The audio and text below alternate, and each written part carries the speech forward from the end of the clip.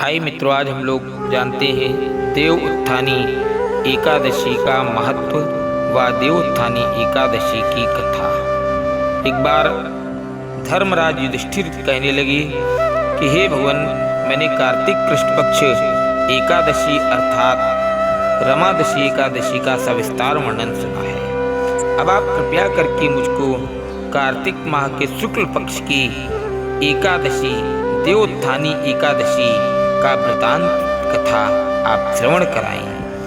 तब तो भगवान श्री कृष्ण बोले, कार्तिक माह के शुक्ल पक्ष में तुलसी विवाह के दिन आने वाली इस एकादशी को विष्णु प्रबोधनी एकादशी, देव प्रबोधनी एकादशी, देवोत्थान, देव उठव एकादशी, देव उठनी एकादशी कहा जाता है। यह बड़े से बड़े पापों का नाश करने वाली है। हे युधिष्ठिर, इसका महत्व मैं तुमसे कहता हूँ, ध्यान पूर्वक सुनो। देवोत्थानी एकादशी का व्रत किस लिए, क्यों किया जाता है और क्या प्राप्त होता है, सो आप सब लोग भी सुने। यम व्रजन्तमनुपेतमपेत कृत्यम द्वैपायनो विरह कातर्या जुहाव पुत्रेति तन्मयतया तरवो विनेदुष्टं सर्वभूतहृदयं मुनिमानतोऽस्मि। नारायणं नमस्कृत्यं नरं चैव नरोत्तमं देवीं सरस्वतीं व्यासं ततो जयमुदीरयेत। शान्ताकारं भुजगशयनं पद्मनाभं सुरेशं विश्वाधारं गगनसदृशं मेघवर्णं शुभानगं लक्ष्मीकान्तं कमलनयनं योगिविद्यानिगम्यं वन्दे विष्णुं भवभयहरणं सर्वलोकैकनाथं। बोले श्रीमन्नारायण भगवान की जय। एक बार एक राजा के राज्य में सभी लोग एकादशी का व्रत करते थे। एकादशी व्रत के दिन सारी प्रजा व्रत रहा करती थी, यहाँ तक कि नौकर चाकरों से लेकर के पशुओं तक को भी एकादशी के दिन अन्न नहीं दिया जाता था।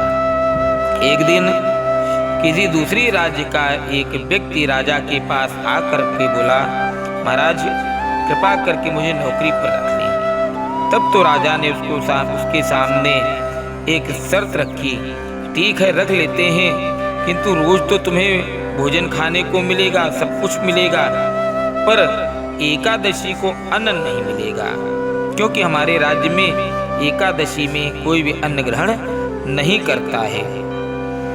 उस व्यक्ति ने उस समय हाँ कर ली कि महाराज मुझे स्वीकार है, मैं आपके यहाँ नौकरी करूँगा।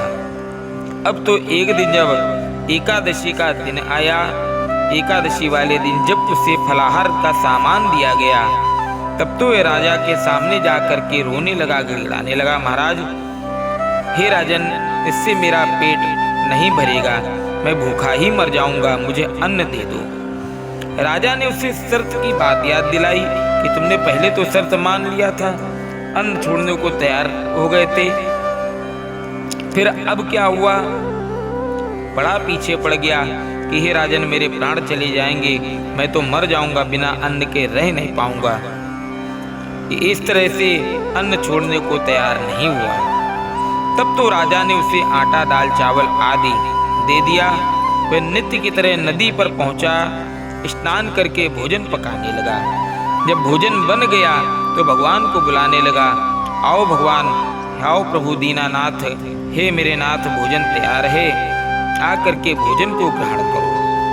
उसको ही बुलाने पर पीताम्बरधारी भगवान नारायण चतुर्भुज स्वरूप में आकर के प्रकट हो जाते हैं तथा प्रेम से उसके साथ भोजन करने लगते हैं। भोजन आदि करके भगवान अंतर ध्यान हो गए तथा वह अपने काम पर चला गया। 15 दिन बाद जब अगली एकादशी को वह राजा से कहने लगा कि महाराज मुझे दुगना सामान दीजिए, उस दिन तो मैं भूखा ही रह गया, राजा ने कारण पूछा तो उसने बताया कि हमारे साथ भगवान भी खाते हैं, इसलिए हम दोनों के लिए समान पूरा नहीं होता है। इतना सुनते ही राजा को बड़ा आश्चर्य होता। वह बोला, ये मैं तुम्हारी बात नहीं मान सकता कि भगवान तुम्हारे साथ भोजन करने के लिए आते हैं। मैं तो इतना व्रत रखता हूँ, इतनी पूजा करता हूँ, पर भगवान ने मुझे कभी भी दर्शन नहीं दिए। राजा की बात को सुनकर के वह बोला, महाराज, हे राजन, यदि आपको विश्वास ना हो तो मेरे साथ चल करके देख लीजिए। अब तो क्या कहना, राजा चल देता है। राजा एक पेड़ के पीछे छिप करके बैठ गया। उस व्यक्ति ने फिर स्नान किया, स्नान करके ये भोजन बनाया। भोजन बनाने के बाद शाम को भगवान को पुकारता है, हे दीनानाथ दयानिधि, हे करुणा सागर, आइए आकर के भोजन तैयार है, भोजन का भोग लगाइए। और यदि आज आप नहीं आए तो मैं नदी में कूद करके अपने प्राणों का परित्याग कर दूंगा। अब तो क्या कहना, लेकिन इसके बाद भी भगवान नहीं आए। तब वह प्राण त्यागने के उद्देश्य में नदी की तरफ बढ़ा। प्राण त्यागने का उसका दृढ़ इरादा जान श्री गिरि भगवान उसके सामने प्रकट हो गए और उसे रोक लिया।